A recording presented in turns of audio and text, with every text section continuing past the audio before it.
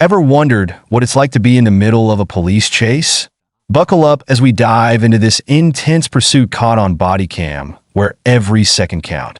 At about 9 p.m. on July 3rd, 2024, Officer Stefan Kalutasu and Officer Joshua Rodney discovered during patrol in Los Angeles, California, a white Chevrolet was driving strangely.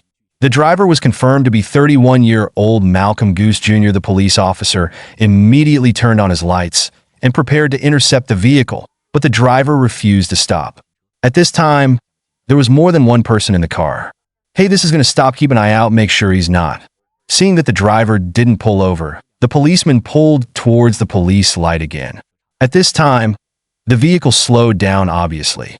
As soon as the vehicle stopped, the co-pilot's transport officer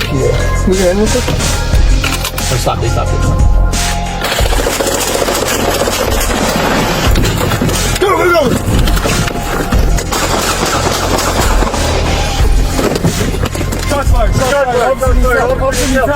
Officer was about to get out of the car to check and let his partner cover, who knew that the police car had just stopped. The driver in front started to hit the two police officers after he stopped. Stop it. The suspect who fired the gun just kicked the accelerator and disappeared from the sight of the police officers. Let's take a look at the driver's seat. From the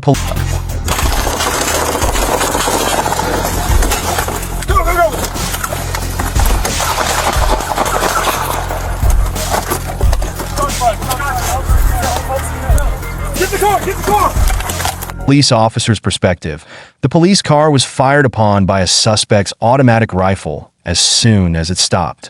The counter-police officer's first reaction was to put his head in his hands when he heard his partner's voice and realized that the police car was bulletproof. He immediately took out his gun and prepared to fight back.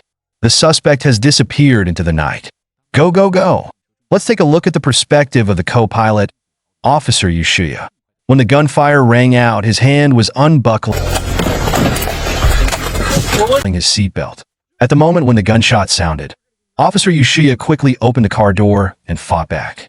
Jospard obviously needs help, get the car. I have to say that this wave of operations is really true.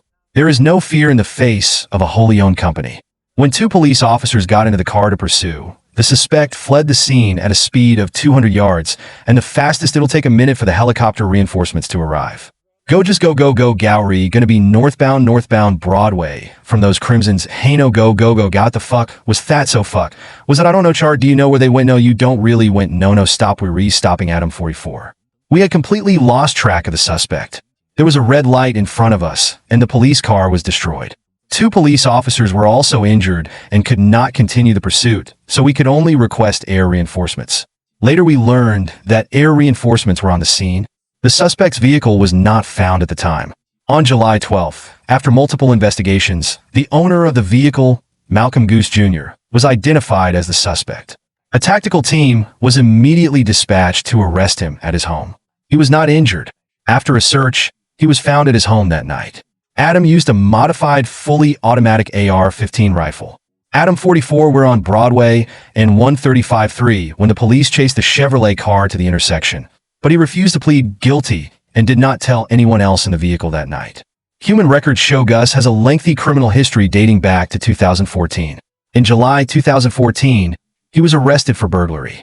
In December 2018, he was arrested again for burglary. In December 2020, he was arrested for possession of drugs and a firearm. However, he pleaded not guilty. In March 2021, he reached an agreement with the judge to plead guilty to one of the felony direct charges and was sentenced to 2 years in prison. In the same month, he was sentenced to another 2 years in prison for his involvement in the September 2020 shooting. Just 1 month later, Gus was arrested. In May 2022, he was convicted of resisting arrest and assault with a deadly weapon and sentenced to 16 months in prison. He was also released just 1 month later. In February 2023, while on bail, Gus violated the falsehood ordinance and the judge issued an arrest warrant for him. 1 month after Gus was arrested on July 10th of the same year, he was released again. Time went back to the present. After this incident, Gus was accused of somersault, attempted murder of a law enforcement officer, assault on a law enforcement officer with a rifle, and shooting into an occupied motor vehicle. At the hearing on August 10th, There was no direct evidence that Gus was the person who fired the gun that night. He pleaded not guilty to these charges. If convicted, he would face a $2 million fine, Porsche, and the maximum life sentence in the criminal law document. Officer Stefan, who was involved in the shooting, was a newcomer who had just been on the job for more than a year. His partner, Officer Joshua, had 6 years of law enforcement experience. This is the basis of the police car that was bombed at that time. It can be seen that the bullet hole almost scratched the head of Officer Stefan. Although the bullet did not directly hit the two police officers, the glass fragments scratched their heads. After treatment, they were discharged from the hospital the next day, was placed on paid administrative leave, and Gus' next court date is September 4th, 2024.